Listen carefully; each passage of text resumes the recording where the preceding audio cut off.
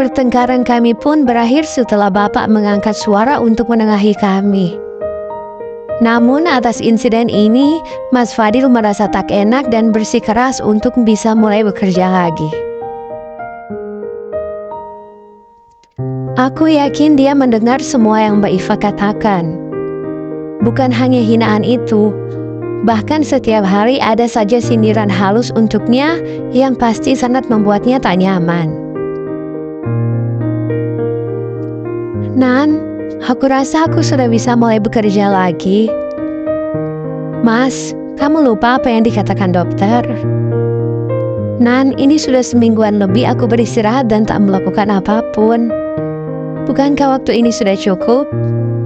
Lagi pula aku kan bisa mulai berdagang lagi, jadi kamu tidak perlu khawatir. Tapi Mas, aku bisa kok bekerja sementara untuk menggantikan kamu.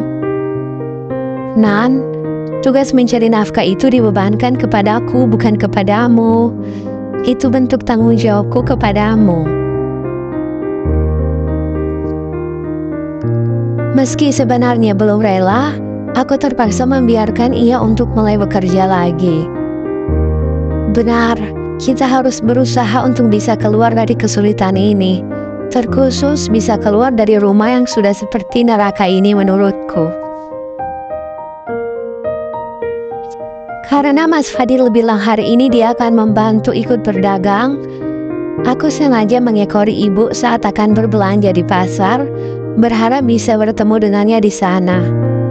Aku memang terlalu bucin kepada suamiku itu. Kamu yakin mau ikut? Ibu belanjanya di pasar loh, bukan di supermarket. Ucap ibu memastikan. Iya bu, aku mengangguk.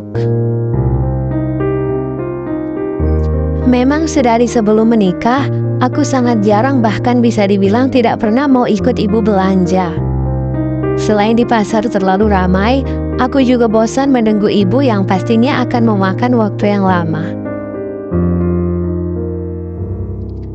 Kami berangkat bertiga bersama Rian, anak Mbak Ayu yang baru berumur 3 tahun. Aku sedikit kewalahan mengajak anak yang sedang aktif-aktifnya itu. Ia berlari karena senang ketika melihat banyaknya mainan yang dijajakan di pasar ini. Aku terpaksa meninggalkan ibu yang sedang memilih sayuran dan mengejar anak itu karena takut ia terpisah dari kami. Setelah berhasil menangkapnya, saat hendak berbalik, pandangan mataku menangkap sosok yang mirip dengan Mas Fadil dari kejauhan. Entah apa yang sedang terjadi, terlihat seorang laki-laki parubaya yang sedang marah-marah ke arahnya. Pemandangan itu terlihat seperti atasan yang sedang memaki-maki ke anak buahnya. Aku tidak tahu kesalahan apa yang dilakukannya, namun itu sangat menggores hatiku. Dengan cara berjalan yang masih terpincang-pincang, ia mengikuti lelaki itu dari belakang. Neng, permisi, ucap seorang ibu-ibu yang jalannya terhalangi olehku. Melihat aku yang sedikit terkejut dengan adegan itu, dia pun menambahi. Udah, gak usah kaget. Pak Burhan memang seperti itu pada pekerjaannya. Mulutnya sangat kasar. Tak jarang dia memaki-maki pekerjaannya hanya karena kesalahan kecil. Ya Tuhan Mas, sesulit inikah kamu mencari nafkah untukku? Bahkan rasanya hanya demi uang, ia rela harga dirinya diinjak-injak orang lain. Ngomong-ngomong, Neng mau beli apa? Tanya ibu itu lagi. Aku... Jinan, ayo. Tiba-tiba terdengar suara ibu yang sudah muncul dari belakangku. Iya bu, ayo. Balasku sedikit kebingungan karena masih kepikiran persoalan tadi. Ada apa? Tanya ibuku. Gak apa-apa bu, ayo. Balasku sambil menggenggam tangannya Rian dan melangkah pergi. Sampai di rumah, peristiwa itu terus saja terngiang-ngiang dalam benakku. Aku bergegas membuka laci dalam lemariku tempat aku menyimpan berkas-berkas pentingku. Untung saja semua berkas-berkasku kusimpan di sini. Aku membongkar sebuah map untuk mencari ijazah yang sudah lama terparkir di dalam laci itu. Aku harus bisa membantu Mas Fadil. Memang sejak menikah, aku memutuskan sendiri untuk berhenti bekerja karena ingin fokus menjadi ibu rumah tangga. Karir dan materi bukanlah hal penting bagiku selagi aku bisa menemani Mas Fadil kapan saja di rumah. Dan Mas Fadil juga menyukai itu. Ia juga ingin aku banyak istirahat agar kami bisa segera dititipkan momongan oleh Yang Maha Kuasa. Namun setelah melihat peristiwa itu, pemikiranku jadi berubah total. Aku juga harus membanting tulang untuk membantu suamiku. Mas, jika aku ingin bekerja lagi, apakah kau akan mengizinkannya? Aku mencoba membuka obrolan saat sedang menikmati teh hangat di malam hari bersama Mas Fadil.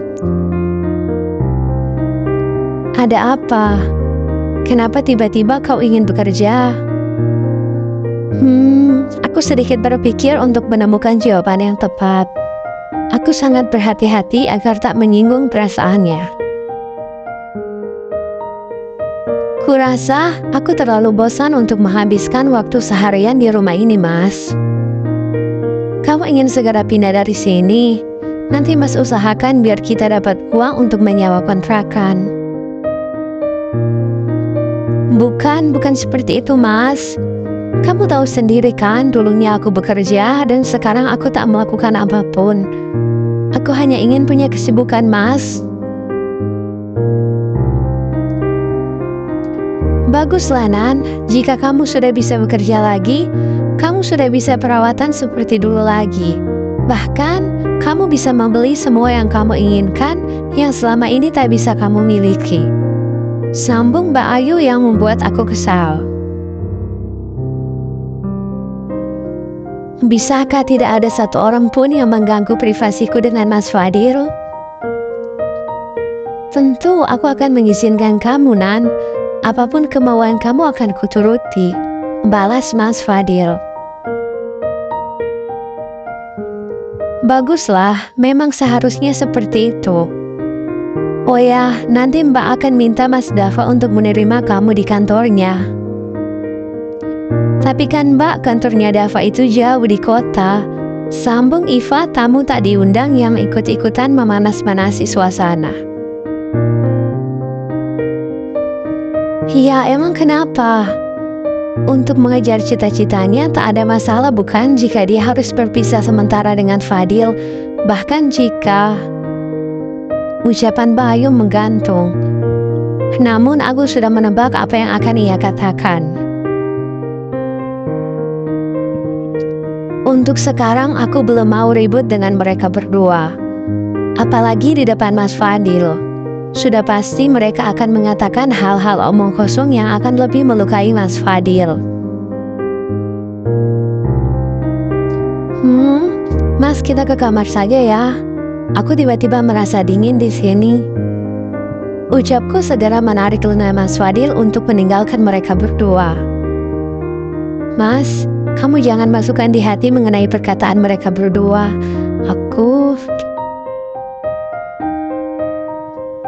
Beneran kok, Nan. Aku gak apa-apa jika kamu mau mengejar cita-cita kamu. Mas Fadil memotong perkataanku. Cita-cita apa, Mas? Orang cita-cita aku adalah menjadi ibu yang baik untuk anak-anak kamu.